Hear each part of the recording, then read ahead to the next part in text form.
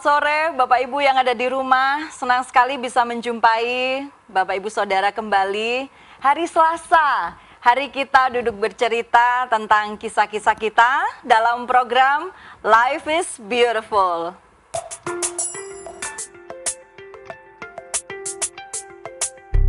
Life is beautiful. Life is beautiful. Beautiful.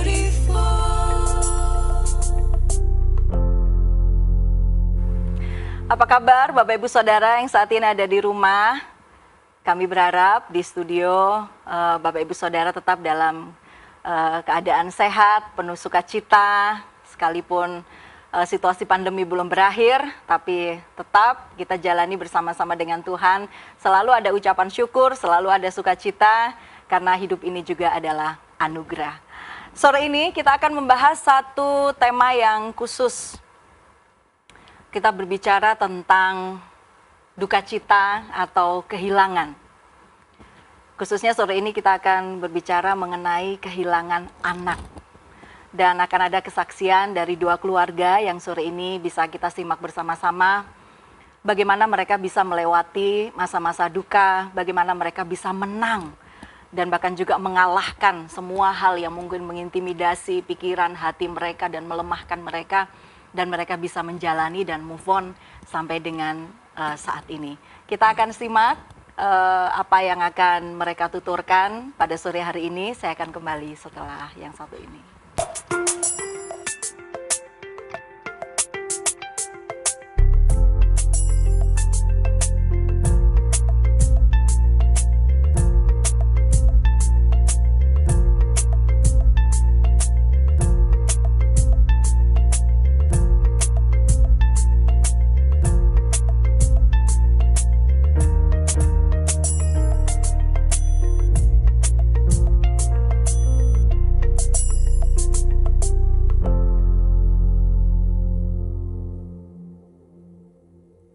Kehilangan orang yang kita kasihi memang menyisakan duka dan bahkan juga trauma.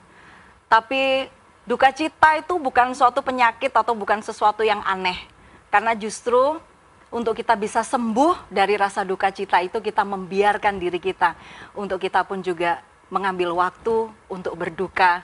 Dan pada akhirnya kita bisa menerima keadaan dan juga bisa menerima kenyataan bahwa kita berpisah untuk selamanya dengan orang yang kita kasihi.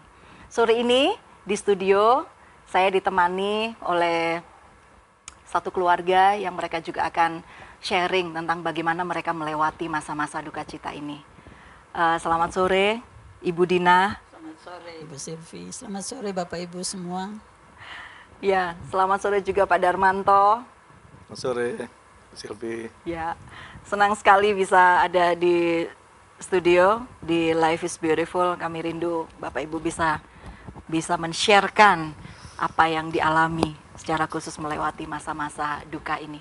Baik, sebelum kita akan berbincang-bincang dengan narasumber kita sore hari ini, kita akan terlebih dahulu menyimak satu video dari keluarga Bapak Ibu Kahar Hadiwinoto. Mereka juga mengalami hal yang sama. Mereka mengalami kehilangan seorang anak. Mari sama-sama kita simak video berikut ini.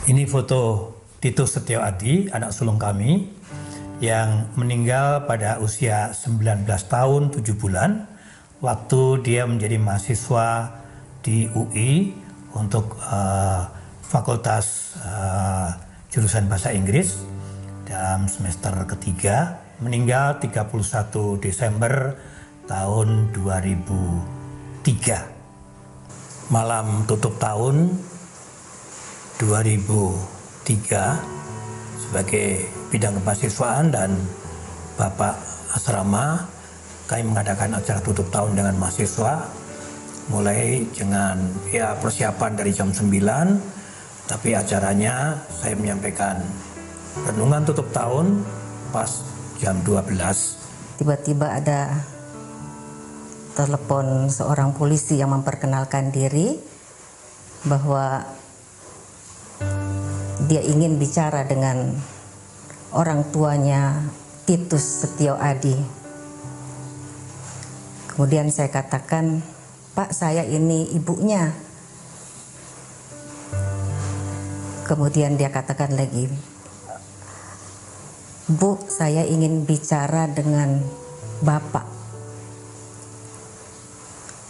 Karena saya kemudian melihat keluar Pak Kahar mulai menyampaikan firman Tuhan, tidak mungkin saya potong. Maka saya katakan, suami saya sedang dinas, Pak.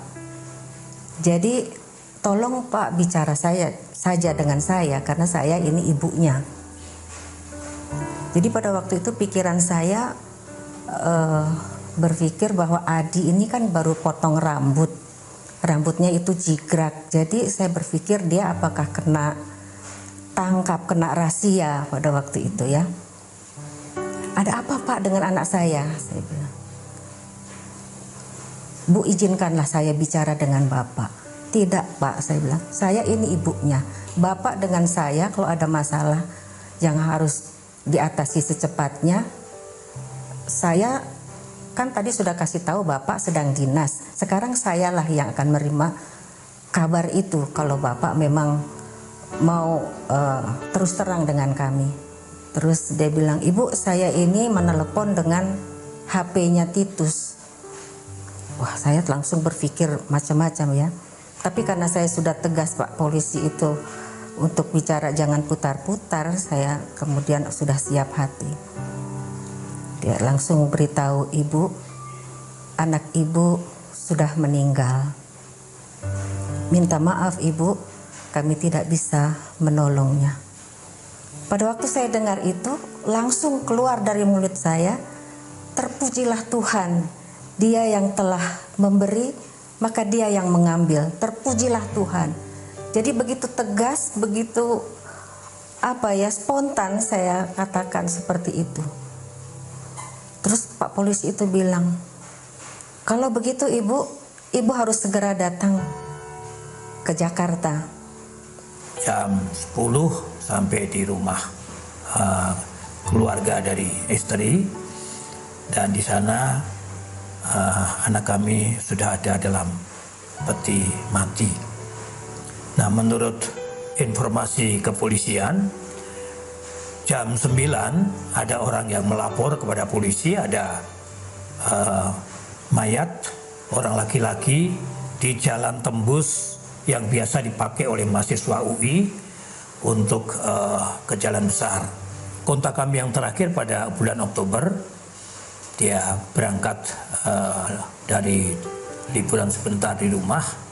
Kemudian sekitar 2 hari sebelum peristiwa itu dia katakan dia tidak bisa pulang oleh karena tidak ada kesempatan, dan dia ikut dalam kepanitiaan Natal UI, sehingga dia akan bertahun baru di keluarga, baik keluarga istri maupun keluarga saya yang ada di Jakarta dan sekitarnya.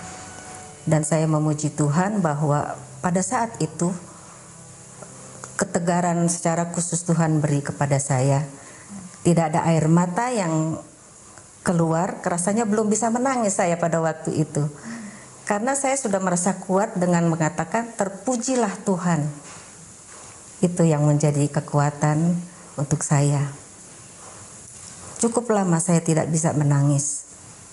Tetapi setelah saya menerima uang asuransi anak saya merasa kok segini ya nilai yang diganti, kan padahal anak itu berharga sekali gitu ya bagi saya. Kok nominal uang yang kami dapat itu jadi harga jiwanya itu kok murah sekali begitu bagi saya ya. Jadi itu yang paling dalam, yang disitulah mulai saya menangis. Di situ tangisan saya yang paling dalam. Tapi saya akhirnya harus sadar bahwa anak yang sejak kecil kami sudah serahkan kepada Tuhan. Saya tahu bahwa anak itu adalah anak yang dititipkan oleh Tuhan. Jujur aja memang kadang-kadang saya merasa, kenapa Tuhan ambil dia, kenapa bukan saya?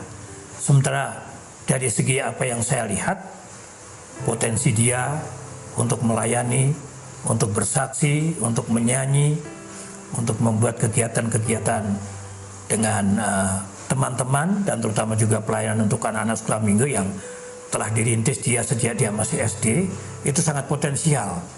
Sementara saya merasa sudah tua, ya sudah rapuh, kenapa dia, kenapa bukan saya?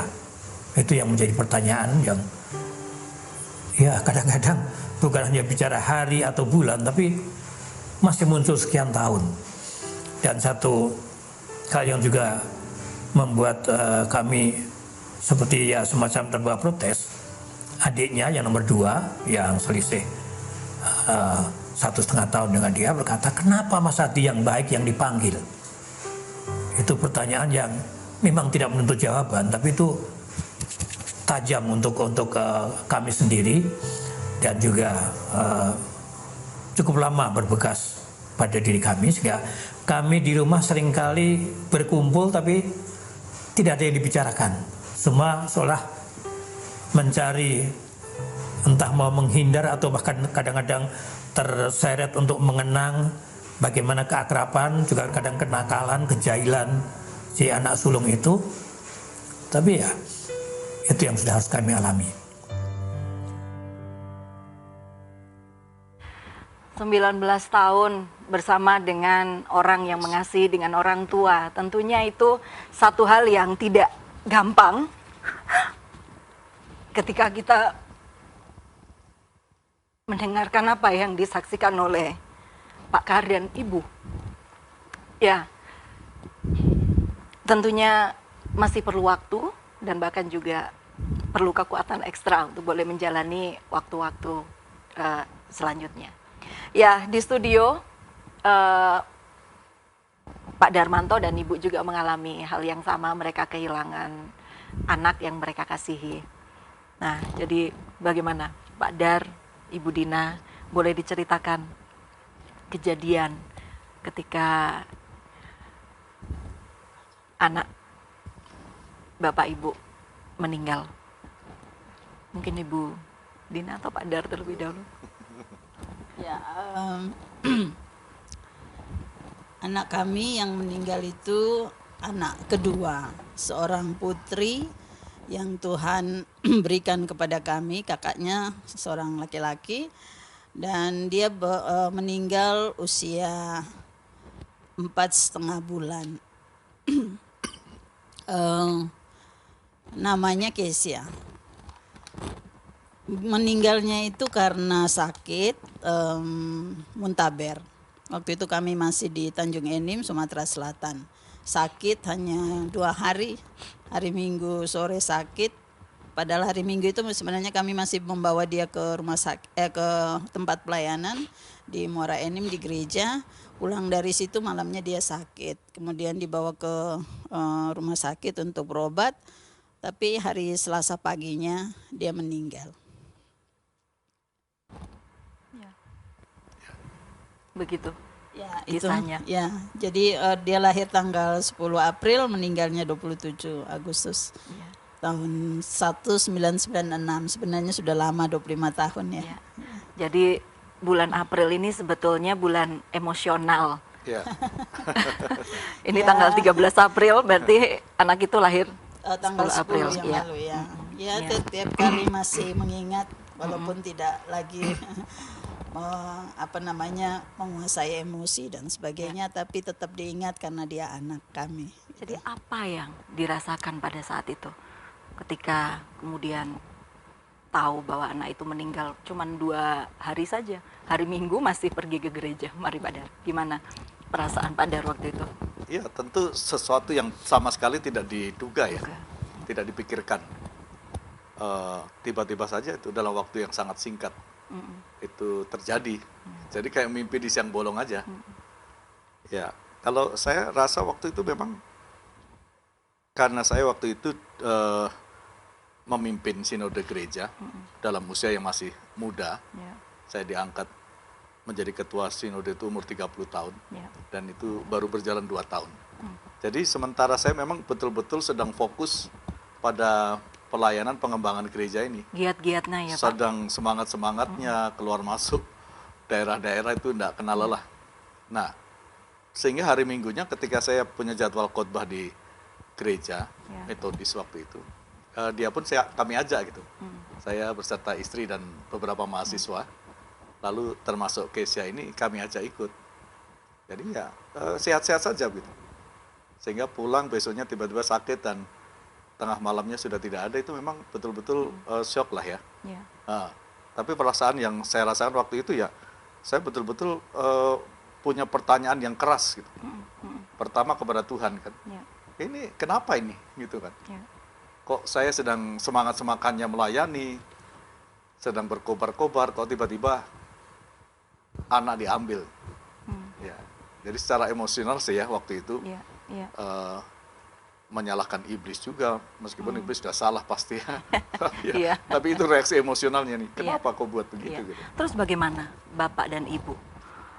Apa yang dilakukan? Ya pasti kaget, kemudian juga setelah mendengar kabar itu, kemudian bagaimana yang setelah itu dilakukan? Ya, saya memang shock ya waktu itu karena dan saya sempat marah ke dokter itu, kok hanya cari tempat untuk infus saja kok enggak bisa gitu ya. Dan saya berdoa di ruang emergency itu, katakan Tuhan selamatkan anak saya, beri kesempatan kepada saya untuk memelihara dia dengan lebih baik lagi, untuk jadi ibu yang lebih baik lagi. Tapi ya Tuhan berkehendak lain, dia meninggal. Ya shock, marah, kesel, sedih itu pasti. Tapi kemudian kami pulang ke rumah sebelum banyak orang datang, kami berdua masuk kamar bersama dengan anak yang besar. Waktu itu usia pernikahan kami baru 5 tahun ya. Masuk kamar, kemudian kami berdoa dan kami sepakat, kami bergandengan tangan sepakat, kami tidak mau saling menyalahkan satu dengan yang lain. Karena begitu kami masuk di pelayanan dulu di sana itu kami melihat ada keluarga yang kehilangan anak, tapi akhirnya mereka hubungan suami istri menjadi renggang sampai tua. Karena mereka saling menyalahkan. Jadi kami langsung katakan, bukan kamu yang salah, bukan saya yang salah. Ini Tuhan sudah berkehendak seperti itu. Kita sepakat menerima itu dengan kekuatan Tuhan gitu. Jadi kami tidak mau saling menyalahkan satu dengan yang lain. Gitu. Jadi memang sama sekali tidak dibahas dalam beberapa waktu setelah anak itu meninggal, tidak ada lagi pembicaraan atau apapun. Enggak. Pak Dar. Enggak ada. Jadi memang kita udah sepakat sejak saat itu. Ya. Tapi secara psikologis bagaimana Pak Dar? Pak Dar seorang pemimpin waktu itu. Ya, Apa tentu, yang dialami? peristiwa itu kan membuat kita merenung ya, Ya. pasti ya, mengintrospeksi. Lalu ya kita akhirnya menyadari mungkin kita kurang kita lalai, kita kurang concern, ya, spirit pelayanan yang berkobar-kobar sehingga kita juga mungkin waktu itu kurang membentengi diri dengan baik. Ya hal-hal seperti itu yang muncul, tapi ini sebagai refleksi untuk menghadapi hari ini dan hari depan, itu aja gitu. Kalau sampai stres dan kemudian ada reaksi-reaksi Iya. emosional itu, Ya, apakah itu sempat muncul Pak? Sempat. Kalau saya Iya, pastilah. Mungkin yang agak lebih mendalam kan ibu ya. Tapi saya juga mengalami itu. Iya, iya. Karena waktu itu tuh anak yang meninggal ini punya anak sebaya gitu, teman sebaya Iya.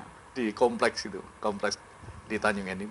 Nah, setiap kali lihat anak teman-teman sebaya itu, saya rasa ada sesuatu yang mengiris ya Iya. di hati gitu ya. Iya. Perasaan itu ada lah. Gitu. Jadi ada juga lah unsur trauma ya. Kemudian pasti adalah juga semacam perasaan bersalah. Kenapa ini kok terjadi gitu. Iya, iya, iya. Itu ada. Terus apa, masih kenangan-kenangan yang bisa diingat apa Pak? Masih ada atau kadang-kadang masih seperti slide gitu yang Pak Dar alami dengan si kecil waktu itu? Iya, kan dia sudah 4,5 bulan ya. Iya. Jadi sudah mulai aktif, sudah mulai tengkurap nih. Jadi saya ingat sekali ya, setiap pulang kantor siang gitu, saya pasti akan bermain dengan dia. Iya. Saya taruh dia di dada saya, dia mencium-cium saya. Ya, Iya, itu ingatan yang tidak bisa dilupakan Iya, gitu ya. iya. Sehingga hari-hari berikutnya memang secara psikologis ada halusinasi ya, semacam halusinasi ya. Membayangkan dia tiba-tiba datang lagi, hidup lagi, datang di depan pintu, ya, gitu-gitu. Ya bulan-bulan itu bulan-bulan pertama ya, itu saya rasakan juga.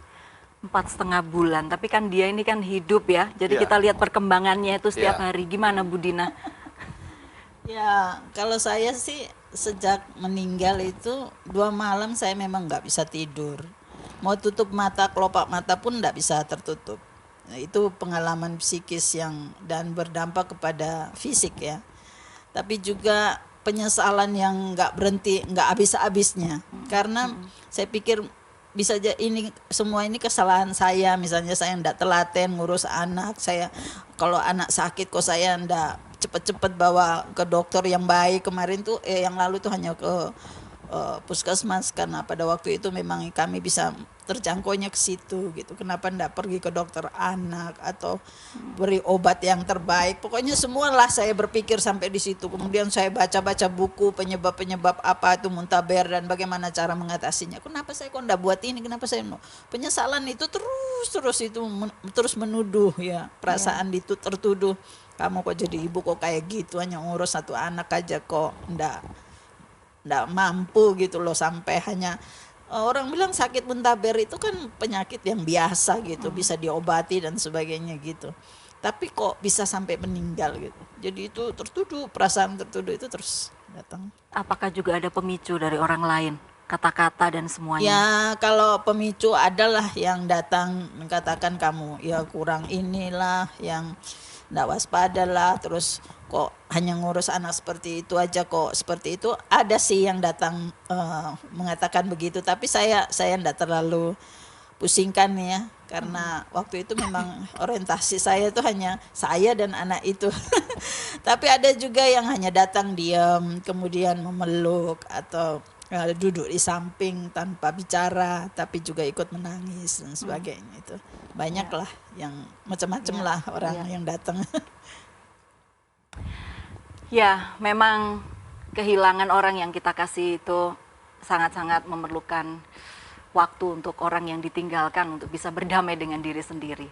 Ya, satu buku menuliskan bahwa ketika orang mengalami kedukaan itu, shock, kemudian juga denial atau penyangkalan, bahkan kemarahan, rasa bersalah, putus asa, depresi, sampai menuju kepada penerimaan. Itu prosesnya panjang, tidak semudah dikatakan, dan yang pasti kita masih akan mendengarkan lagi kisah dari 2 keluarga yang menjadi narasumber sore hari ini, tetap dalam Life is Beautiful.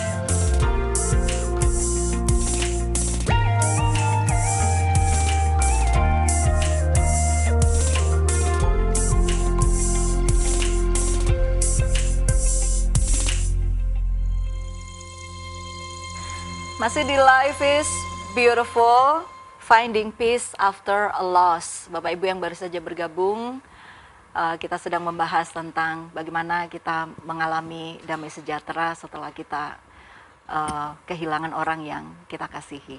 Kita masih lanjut pembicaraan kita dengan narasumber yang di studio. Jadi bagaimana Pak Dar, Ibu Dina? Tadi sudah diceritakan tentang kejadian dan bahkan juga situasi hati pada saat itu, dan komitmen suami istri untuk tidak saling menyalahkan dan bahkan juga untuk ya semua dijalani bersama-sama seperti itu. Nah, setelah berapa lama Bapak dan Ibu bisa betul-betul move on, melewati masa kehilangan ini? Ada teman sharing kah? Ataukah hanya berdua saja sharingnya? Mari Pak Dar terlebih dahulu. Iya, kalau saya memang pergumulannya jadi apa ya, rangkap. Double ya. Ya, karena yang pertama saya sebagai suami pasti, dan saya harus tetap menunjukkan diri sebagai pribadi yang tegar, karena saya kepala rumah tangga. Ya. Lalu bersamaan dengan itu, waktu itu saya juga sebagai pimpinan sinode. Dalam usia saya masih sangat relatif muda, saya sudah dipilih menjadi top leader dari sinode itu. Sebuah sinode yang masih harus berjuang, masih penuh dengan pergumulan dan tantangan. Nah, sehingga hal-hal itu memang membuat tingkat stres saya lebih tinggi. Karena sebagai pimpinan saya juga tetap harus berusaha tetap nampak tegar. Karena ini masalah keluarga, ini masalah pergumulan pelayanan harus tetap sama-sama di cover ya, dua-duanya. Nah, tapi itu terus terang membuat saya stres.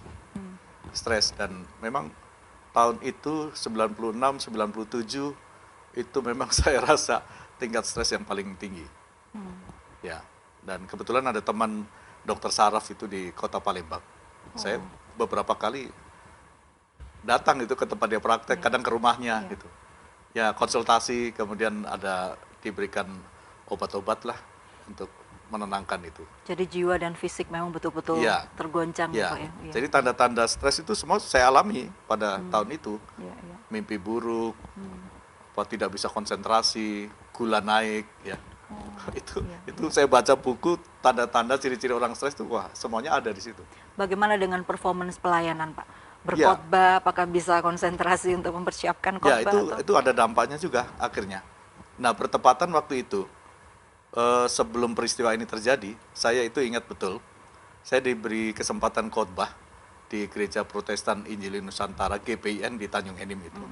Itu temanya saya pilih sendiri, judulnya Allah Diam. Judulnya Allah Diam. Nah, begitu tiba-tiba peristiwa ini terjadi, dan saya mengalami stres itu, dan menurut saya sih waktu itu, saya rasa kok Allah diam. Saya berdoa itu sepertinya tidak didengar. Saya ngomong apa saja sepertinya nggak dengar. Ya, meskipun saya terus memaksa diri, karena saya tetap punya komitmen bahwa saya tidak mau keluar dari garis pelayanan. Jadi situasi yang sesulit apapun, saya tetap mau di situ. Jadi saya tahan aja itu. Nah, itu yang membuat stres saya semakin tinggi. Gitu ya. Bu Dina bagaimana? Ya, puji Tuhan ya, saya harus mengatakan saya memuji Tuhan karena peristiwa yang kami alami itu terjadi di tengah-tengah karena kami hidup dalam persekutuan. Jadi persekutuan itu banyak sekali mendukung, menghibur ya kami dengan berbagai macam cara.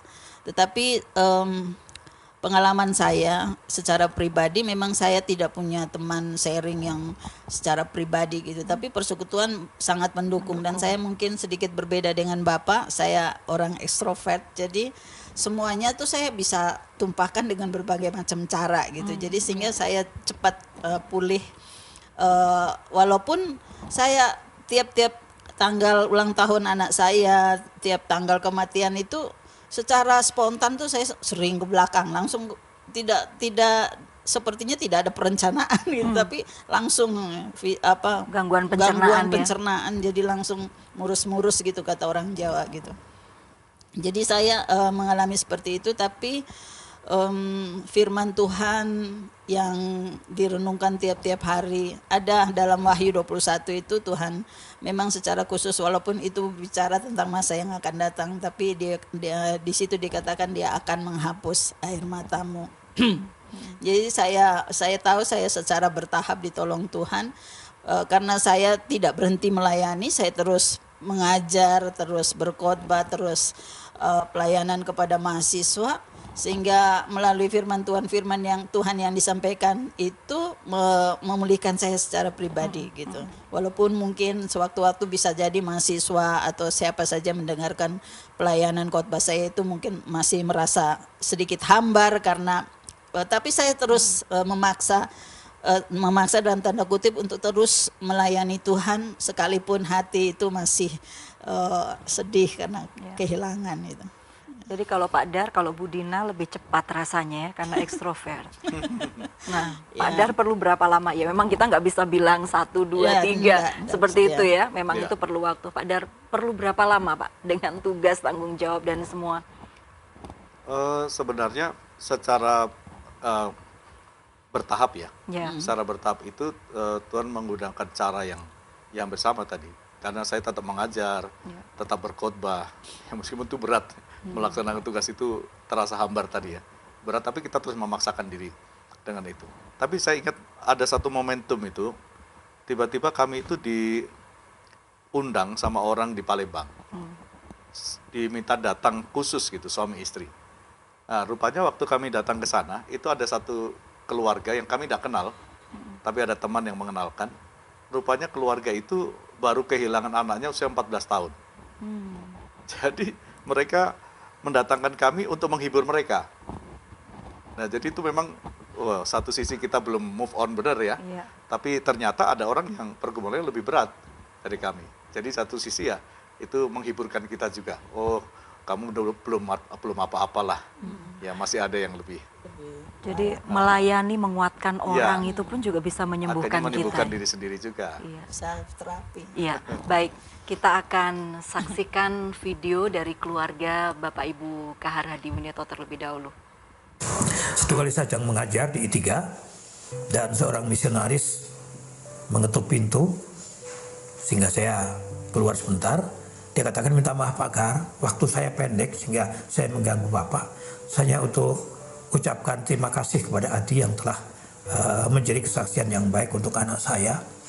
Dan waktu Adi meninggal, anak saya sungguh sedih tapi sekaligus bangga karena dia termasuk orang yang dilayani.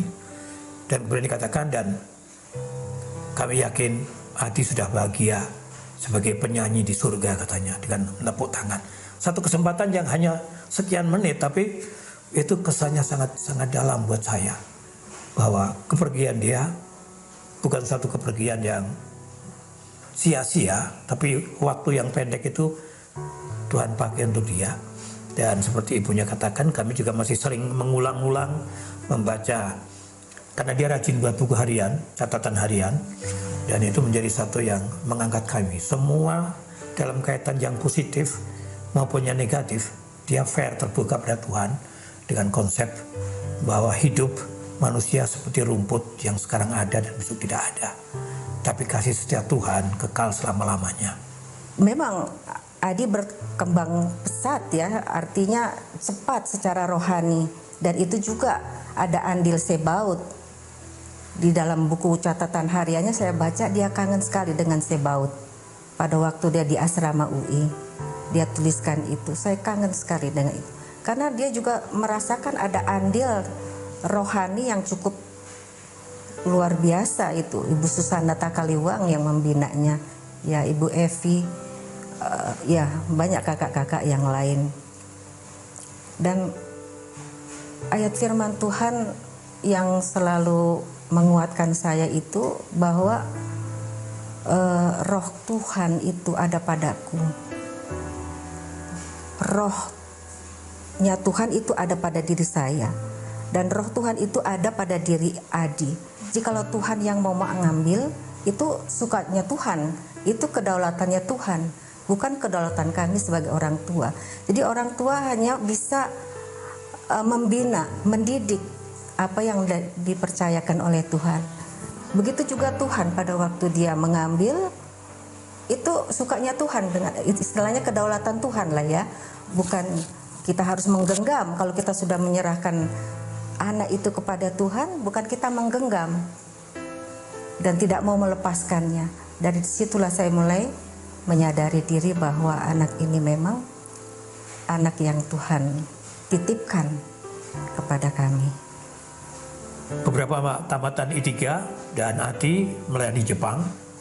Dan waktu mereka mendengar peristiwa itu, dan hampir semua mereka itu kenal dengan Adi, mereka patungan mengumpulkan uang, kemudian meminta kami untuk berkunjung ke Jepang pada bulan Oktober tahun 2014, dan selama 2 minggu kami bersama dengan mereka. Dan ya kembali mereka masing-masing bersaksi kenangan mereka tentang Adi, baik mahasiswa di I3 maupun mahasiswa di Adi. Bahkan beberapa misionaris yang sempat kenal dengan Adi juga hadir. Dan itu memang sesuatu yang menyenangkan, tapi sesuatu yang memang sangat mengharukan untuk saya terutama. Kami pada beberapa minggu kemudian mengumpulkan teman-teman kelompok doa dia di UI, dan datang 14 orang Dan saya minta mereka masing-masing menceritakan pengalaman mereka dengan Adi, dan semua satu yang sangat mengharukan. Dia sebut potensial sebagai pendoa dan sebagai informasi untuk pendekatan pelayanan kepada teman-teman sesama mahasiswa. Dan bahkan satu waktu dalam satu pelayanan yang saya tidak pikir ada hubungan dengan itu, saya sedang selesai melayani satu renungan di sebuah sekolah Kristen di Jakarta. Seorang muda kemudian datang menyalami saya dan dikatakan, "Om, saya adik rohaninya Adi, dan saya susah melupakan dia." Dan itu membuat saya juga kadang-kadang di satu sisi bangga, tapi di satu sisi yang lain juga kadang terasa begitu mengiris hati. Ya, kenangan yang luar biasa yang ditinggalkan oleh Titus Setio Adi, putra pertama dari keluarga Bapak Ibu Pendeta Kahar Hadi Winoto. Ada yang hilang, tapi ada yang juga Tuhan tambahkan. Kenangan-kenangan akan si yang sudah meninggal, meninggalkan bekas yang luar biasa, bahkan juga membawa kehidupan bagi orang lain, menambah nilai hidup orang lain. Nah, Pak Dar dan Ibu, apa yang Pak Dar dan Ibu rasakan setelah Kesia meninggal? Adakah sesuatu penyataan dari Tuhan yang khusus melalui kepergian dari Kesia? Mari silakan Pak. Ya, tentu akhirnya kita belajar ya dari pengalaman-pengalaman itu, bahwa otoritas Allah itu yang tak terbatas. Dialah yang mengatur segala sesuatu dalam hidup kita, pribadi, keluarga maupun pelayanan. Sehingga akhirnya kita, ya sebenarnya bukan hal yang baru, tetapi dengan pengalaman itu membuat kita semakin, ya penyerahan diri secara total kepada Tuhan itu tidak bisa ditawar-tawar lagi. Ya kan? Ya. Itu sih yang Ya. akhirnya menjadi spirit tahun-tahun berikutnya. Ya. Silakan Ibu Nina. Ya, kalau ya saya tambahkan, waktu malam penghiburan itu ada khotbah dari Bapak Pendeta Benyamin Poe yang diambil dari Yesaya 28 ayat 29, katakan Tuhan Allah itu agung dan ajaib dalam keputusannya. Jadi kami dari situ belajar bahwa apapun yang terjadi itu keputusan Tuhan, dan keputusan itu pasti baik, keputusan Tuhan itu agung, keputusan itu Tuhan itu ajaib. Walaupun kita banyak tidak tahu ke depannya seperti apa, tapi yang kami lihat untuk pribadi kami menjadi lebih baik. Kami dihantar, dibawa untuk lebih mengandalkan Tuhan, lebih berharap kepada Tuhan, tidak bersandar pada kekuatan sendiri, kelebihan dan semua potensi yang ada pada diri kita, tapi selalu berharap dan bergantung kepada Tuhan. Sehingga itu pembelajaran yang paling penting untuk kami menghadapi peristiwa itu. Ya. Baik, kami akan lanjutkan masih dengan beberapa perbincangan lagi, tapi saya akan kembali setelah yang satu ini.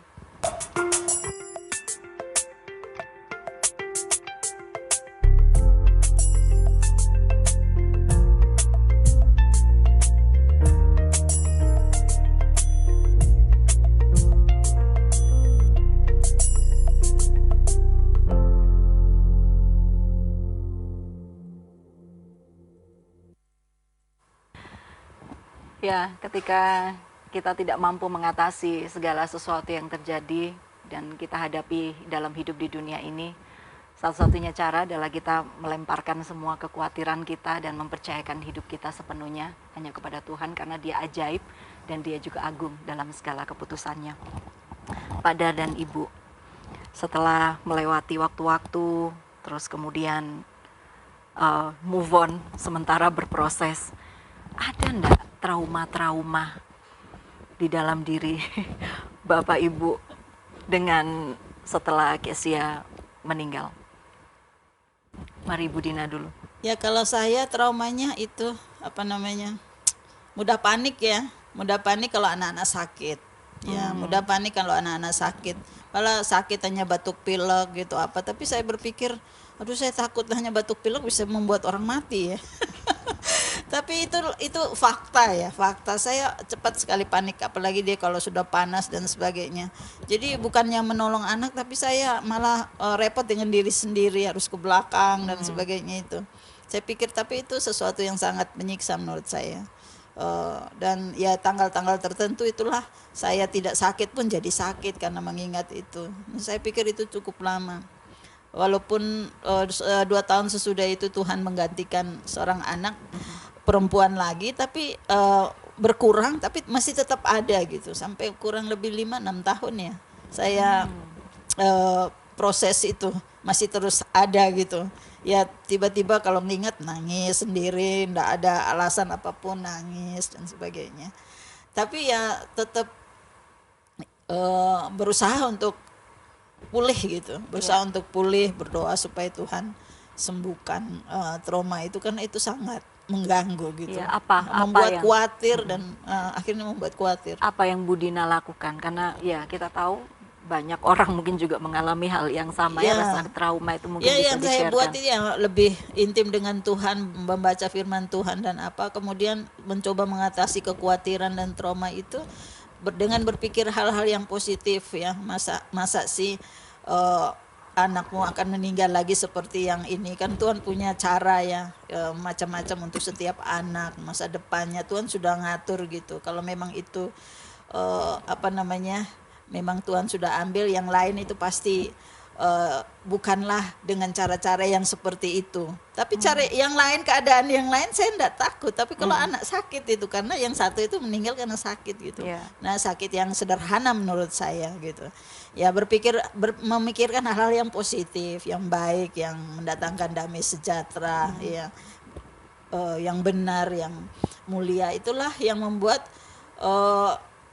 kekhawatiran atau trauma itu perlahan pulih. Kemudian Tuhan juga sudah kasih kok gitu ya, sudah berpikir Tuhan sudah ganti, apalagi yang kamu risaukan, apalagi yang kamu pertanyakan kepada Tuhan, apalagi yang kamu perhitungkan dengan Tuhan gitu. Malah diganti 2, satu laki-laki, satu perempuan, satu laki-laki. Bukankah itu udah cukup gitu ya. Kadang-kadang manusia memang seperti itu. Jadi terus membaca, merenungkan firman Tuhan tiap hari, itulah yang membuat kita terus belajar berpikir positif. Janji Tuhan ya. Mengklaim juga Ya, janji-janji ya. Tuhan dalam hidup kita ya itu. Saya pikir kalau saya Pak Dar mau tambahkan atau menyempurnakan? Iya, tadi kan yang saya kumpulkan kok seolah-olah Allah diam gitu. Iya. Nah, berdoa ini seolah-olah kok nggak nyampe gitu. Ya kan? Tapi 2 tahun kemudian kan Tuhan menggantikan. Dan sejak kehilangan itu memang doa kita lebih jelas gitu. Tuhan kasih lagi kami anak dan perempuan. Seperti yang kau ambil, kembalikan lagi seperti itu. Dan ternyata benar, dia berikan anak perempuan, meskipun dokter anak waktu itu mengatakan ini anak laki-laki. Sampai dengan usia kandungan 9 bulan, dokter kandungan itu bilang laki-laki, tapi ternyata perempuan. Seru juga itu berarti kan? Iya. Doanya perempuan, terus di USG ya Pak ya? Iya, di USG laki-laki. Dan ternyata perempuan. Tapi traumatis hal-hal Ya, yang jadi secara psikologis juga. dengan apakah- lahirnya itu kan akhirnya muncul, oh ternyata Tuhan mulai jawab kok. Doa kita itu menghiburkan kan. Ya, Nah, tetapi kan itu juga tidak langsung 100% menghilangkan Sembuh, ya. trauma-trauma. Saya masih ingat satu kali ada peristiwa yang kalau ingat tuh lucu sendiri sebenarnya. Tapi itu sebenarnya kan menunjukkan traumanya gitu. ya, Anak yang perempuan ini sudah SD. ya. Jadi sekolahnya itu hanya 100 meter lah jaraknya dari rumah. Waktu itu saya tidur siang, sementara tidur setengah enggak, itu tiba-tiba seperti mendengar ledakan. Jadi ledakan itu langsung di pikiran saya, ini ada bom meledak, anak saya di situ gitu. Jadi saya langsung loncat dari tempat tidur, saya buka pintu keluar, itu saya akhirnya terjatuh dan terkapar di teras rumah. Untung nggak ada yang lihat. Tapi saya terkapar sendiri. Waktu saya terkapar, saya baru terbangun. Sadar, oh ternyata bukan bom. Ya. Jadi saya kembali ke kamar dan oh ternyata itu memang bayangan-bayangan itu masih. Jadi di alam muncul. bawah sadar Di itu alam bawah sadar masih ada ya. Iya, Iya. ya. Baik, nanti kita masih bicara hal-hal yang lain. Kita akan saksikan terlebih dahulu satu video juga dari keluarga Bapak Ibu Kara Dwinata. Aduh, untuk mengatakan itu mungkin tergantung. Mungkin kalau situasi saya lagi peak, no problem. Tapi kalau pok, jadi jujur saya lebih labil dari dia dalam hal semacam itu. Baik dari kemarahan, dari kekecewaan, dari kesedihan, saya lebih emosional daripada istri saya. Tuhan berikan pasangan yang sungguh menguatkan saya. Kalau ada vokal grup, kalau ada orang menyanyi, ya rame-rame begitu ya, saya senang. Tapi mata ini mencari, Adi di sebelah mana berdirinya ini ya? Adi di sebelah mana ini berdirinya? Padahal itu yang nyanyi kan mahasiswa I3 atau vokal grup lain atau dari gereja lain. Tapi mata ini masih terus mencari di mana Adi, kok nggak ada ya begitu ya. Dan akhirnya saya tertunduk, menangis, saya bercucuran air mata. Padahal saya bilang dalam hati, kan sudah tahu ini bukannya grupnya Adi. Adi kan di Jakarta ya. Kenapa kok di Batu kok masih cari-cari dia begitu ya? Tapi salah satu yang mengangkat saya untuk melihat dari segi positif, ternyata beberapa kali termasuk seorang junior kehilangan anak, lalu ada seorang teman majelis juga kehilangan anak.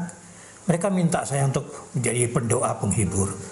Dan saya pikir ini salah satu fungsi di mana saya kehilangan dan harus menghibur orang lain. Walaupun kadang-kadang saya merasa saya sendiri masih belum cukup terhibur. Tapi posisi untuk menghibur, mendoakan, dan kemudian diajak sharing untuk beberapa kasus serupa, kehilangan saudara, kehilangan orang tua, kehilangan anak terutama, itu mengangkat saya untuk ya mensyukuri dan menerima apa yang Tuhan buat, untuk mengingatkan generasi muda supaya menggunakan hidup secara efisien, karena kapan dipanggil Tuhan adalah misteri Tuhan, tetapi bahwa dipanggil dalam keadaan siap itu yang harus dipersiapkan oleh setiap orang. Sehingga kalau ada kesempatan pelayan-pelayan, baik itu di antara anak sekolah atau mahasiswa, saya sering mengambil itu sebagai satu contoh tantangan. Apakah Anda siap sewaktu-waktu? Karena memang dipanggil Tuhan itu satu misteri. Itu beban saya terhadap generasi muda. Sementara terhadap orang-orang tua, orang-orang sebaya dalam menyikapi terhadap anak, kita harus mensyukuri bahwa kebersamaan dengan anak itu adalah suatu kenikmatan yang tidak akan bisa ditukar. Karena kita tidak tahu kapan akan berpisah. Apakah berpisah oleh karena kesibukan, berpisah karena hal-hal yang lain, atau juga seperti apa yang kami alami, berpisah oleh karena ya Tuhan mengambil dia lebih dulu. Tentang polisi itu yang penasaran dengan saya, mengapa dia katakan ibu pada waktu terima telepon ibu katakan terpujilah nama Tuhan, dia yang memberi, dia yang berhak mengambil. Saya penasaran sekali ibu, saya kepingin ketemu dengan ibu. Apa yang memberi kekuatan kepada ibu? Karena setiap saya menelepon keluarga atau siapapun pada waktu anak atau suami meninggal, mereka langsung histeris. Tapi kenapa ibu ini kok langsung bilang terpujilah Tuhan? Saya heran sekali. Oleh sebab itu makanya saya kalau ibu datang ke kantor polisi, ibu harus temui saya, nama saya ini. Singkat cerita akhirnya kami datang ke kantor polisi. Dan polisi itu bertemu dengan saya. Dia masih penasaran bertanya, apa yang menjadi kekuatan bagi ibu kok dikatakan terpujilah Tuhan? Saya katakan, Pak, anak itu memang anak kami. Tapi anak itu adalah titipan Tuhan. Tuhan yang memberi, Tuhan juga yang berhak mengambil. Jadi bagi saya, itu memang dia milik Tuhan. Secara biologis memang dia anak saya. Tapi secara rohani dia adalah anak Tuhan yang Tuhan titipkan untuk saya.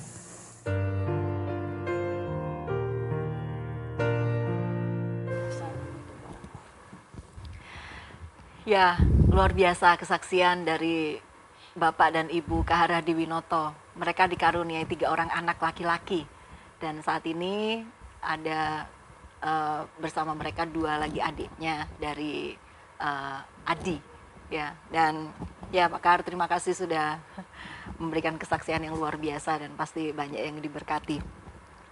Nah, Pak Dar dan Ibu, dalam situasi seperti sekarang, pandemi, kemudian juga pasca badai Seroja, ya orang bilang apa, serangan roh jahat kah? Ya apapun itu, tapi yang jelas dia badai dan dia ada. Ada yang kehilangan anak, istri, suami, orang tua, seperti itu. Nah, bagaimana saran dari Bapak dan Ibu untuk mereka bisa melewati masa-masa kehilangan mereka? Mari, Ya. Pak Dar dulu ya. Ya, kita semakin menyadari bahwa ada banyak hal yang terjadi dalam hidup kita yang tak terduga. Di luar pemikiran kita, di luar rencana kita. Tapi yang pasti itu dalam rencana Tuhan, dalam pengetahuan Tuhan. Maka ya kembali lagi, kalau saya penyerahan diri kepada Tuhan secara mutlak terus-menerus diperlukan. Karena ada banyak hal juga yang terjadi yang tidak dapat kita mengerti. Ya, tetapi dalam intimasi yang baik dengan Tuhan akan menolong kita menghadapi situasi sulit. Sehingga akhirnya ya kalau terjadi di keluarga ya kita tidak saling menyalahkan, tapi kita justru terus membangun pilar-pilar dalam keluarga ya. Doa, firman Tuhan itu akan menolong kita menghadapi situasi yang sulit ya. Bu Dina, boleh ditambahkan? Ya, saya mungkin lihat dari sisi yang lain. Pada waktu kami menikah, kami dikonseling pranikah oleh gereja. Terus hamba Tuhan yang konseling kami ini katakan, kalian ini hamba-hamba Tuhan, jadi nggak usah terlalu banyak lah diajarkan sesuatu. Tapi saya secara pribadi sebagai seorang perempuan, saya mempersiapkan diri betul untuk menikah dengan membaca buku-buku konseling pranikah. Tapi ada yang menarik untuk saya itu dari satu buku konseling pranikah dalam bahasa Inggris, saya lupa judulnya, yang saya memang catat. Tapi saya tidak sangka bahwa 5 tahun pertama itu saya mengalami itu. Itu dikatakan kalau konseling pranikah itu tidak boleh hanya bicara soal hal-hal yang menyenangkan gitu, menyenangkan dan sebagainya. Tapi kalau orang yang sedang berbahagia mau menikah itu juga harus diberitahu soal bagaimana karena kalau orang menikah itu kan dia menambah anggota keluarga yang dikasihi, yang punya hubungan yang sangat erat, entah itu suami, istri, anak, kemudian tambah mertua, tambah ipar-ipar, tambah keluarga sendiri, kan tambah banyak. Jadi kalau kehilangan itu sakitnya lebih gitu, sakitnya lebih. Jadi mereka harus disiapkan, kalau siap menikah siap juga ditinggal gitu. Itu sangat melekat ya pada saya dalam buku konseling pranikah itu, sehingga tapi saya enggak siap waktu 5 tahun pertama saya mengalami itu. Tapi saya kemudian sadar, oh iya itulah yang dimaksudkannya. Saya sudah dipersiapkan sebenarnya soal materi itu. Bapak mungkin enggak tahu apa yang saya baca, tapi saya disiapkan soal itu. Jadi selain tadi saya berpikir positif apa sebagainya, tapi saya berpikir itu memang kalau kita memilih untuk menikah, kita akan merasa lebih sakit kalau kita ditinggal oleh orang-orang yang kita kasihi, dan kita memang harus siap untuk itu, entah suami, entah istri, entah anak, entah ipar, entah mertua atau keluarga kita sendiri ya, dibandingkan kalau yang tidak menikah gitu. Jadi secara saran saya untuk hamba-hamba Tuhan atau gereja ketika mempersiapkan pasangan-pasangan untuk masuk di jenjang pernikahan, memang semua itu harus disiapkan supaya hati siap. Selain apa tadi yang sudah dikatakan oleh Bapak, kalaupun terjadi kita melihat itu semua dalam rancangan Tuhan, dan kita belajar kuat karena Tuhan mengizinkan kita mengalami itu. Pasti Tuhan juga selalu punya jalan keluar ya, tidak pernah tidak ada jalan keluar, dan janji-janji Tuhan dalam hidup kita itu ya dan amin. Jadi ya kita percaya itu bahwa Tuhan pasti menolong, menghibur kita dengan cara Tuhan sendiri. Iya. Entahlah seperti apa, pasti kita kuat.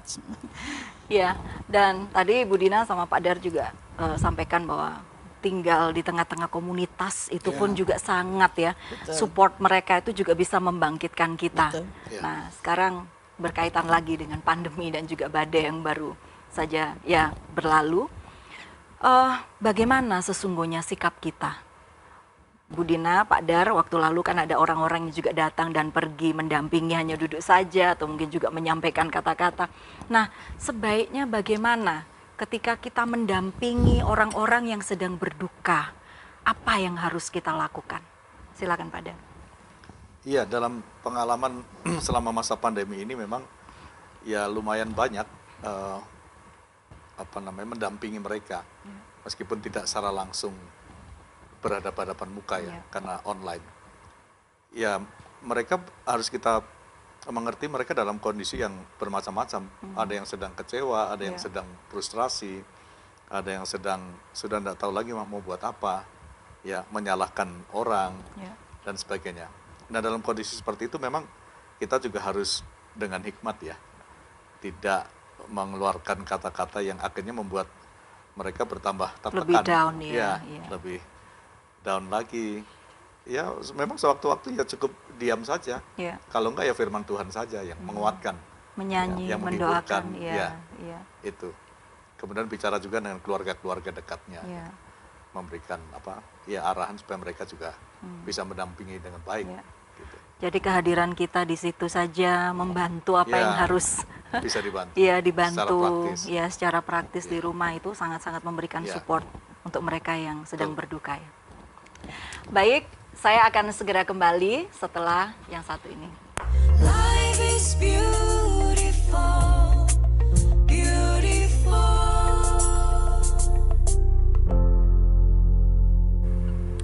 Tanpa terasa, perbincangan kita sudah mendekati akhir dari durasi program Life is Beautiful.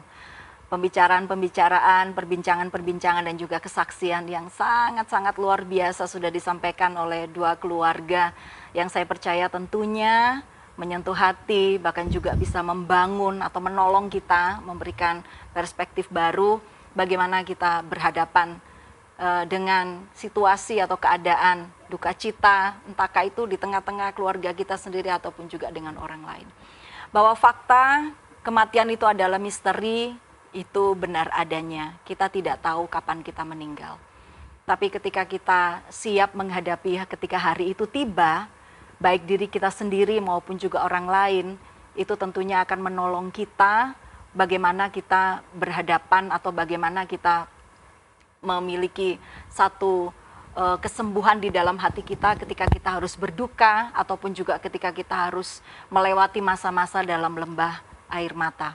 Tentunya tidak ada cara lain bahwa menyerah kepada kedaulatan Tuhan, percaya bahwa Tuhan adalah sumber pengharapan dan Tuhan tidak pernah meninggalkan dan membiarkan, itu akan menolong kita, beban kita menjadi lebih ringan. Tapi juga kita sebagai orang-orang, apabila kita ada di antara mereka yang sedang berduka, biarkanlah kita punya cara yang tepat.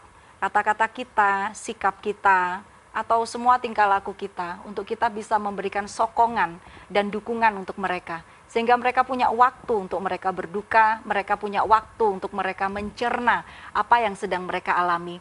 Pada akhirnya mereka boleh tiba pada satu penerimaan bahwa ini adalah memang bagian hidup saya, anak saya, keluarga saya mungkin tidak kembali, tapi saya percaya selalu ada yang baik dan selalu ada yang bisa disyukuri di tengah-tengah duka cita dan di tengah-tengah kehilangan.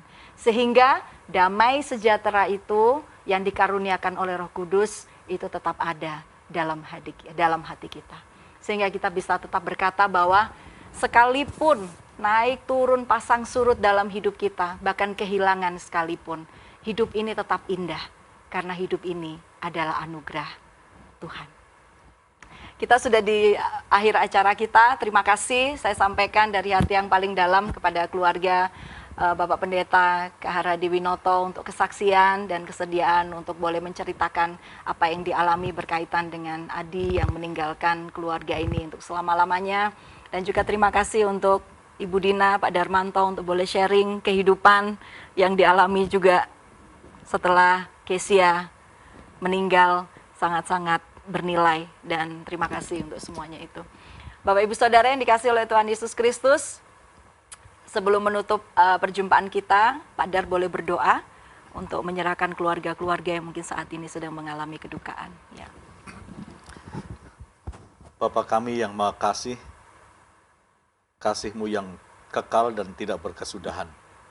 Setiap peristiwa yang terjadi dalam kehidupan kami ada dalam pengetahuan-Mu, ada dalam kendali-Mu. Maka ketika Engkau mengizinkan pengalaman-pengalaman yang secara manusia tidak menyenangkan, itu juga merupakan bagian dari apa yang Engkau telah kehendaki. Maka pengalaman-pengalaman itu terus memberikan pelajaran-pelajaran yang penting dan semakin memberikan arti dari kehidupan. Yang kami tahu semua membuat kami semakin mengandalkan Engkau, memandang kepada Engkau sebagai pusat dari segala kehidupan. Maka ketika hal-hal yang tidak kami pikirkan terjadi, kami pun terus ditolong Tuhan, dihiburkan, dikuatkan, dan terus dimampukan menjalani hari-hari ke depan. Dan demikianlah juga kiranya Engkau akan menolong banyak saudara-saudara kami di berbagai tempat yang saat ini juga mungkin sedang mengalami pengalaman-pengalaman yang tidak menyenangkan itu. Ditinggalkan oleh orang-orang terkasih, entah suami atau istri, entah anak, ataupun kerabat terdekat mereka. Oleh karena sakit penyakit COVID-19 ataupun sakit yang lain. Dan bahkan juga berbagai bencana yang sedang melanda di berbagai tempat. Ada perasaan pedih, sedih menghadapi kenyataan yang sangat tidak menyenangkan itu. Tapi di atas semuanya, kiranya Tuhan terus akan menolong, iman mereka terus dikuatkan, penyerahan diri mereka kepada Tuhan. Terus Tuhan akan memberikan kekuatan kepada mereka, hiburkan, mampukan, dan juga bagi kami semua terus semakin belajar dari setiap pengalaman dan terus menyandarkan diri sepenuhnya kepada Tuhan. Intimasi dengan Tuhan setiap hari, kekuatan firman Tuhan dan doa akan terus menolong setiap kami dalam menghadapi situasi yang sulit dan tidak mudah. Tetapi di atas semuanya, kami terus memandang kepada Tuhan yang berotoritas, yang tidak terbatas, yang pada akhirnya menentukan segala sesuatu dalam hidup kami dan masa depan setiap kami. Terima kasih untuk percakapan singkat pada sore hari ini, kiranya berguna bagi banyak orang, dan Tuhan dimuliakan. Kami mengucapkan syukur di dalam nama Tuhan kami, Yesus Kristus. Amin. Amin. Bapak Ibu Saudara yang ada di rumah, kita akan berjumpa Selasa depan dalam program yang sama, Life is Beautiful, hari Selasa pukul 4 sore. Tetap jaga kesehatan, tetap sukacita, much love, and God bless.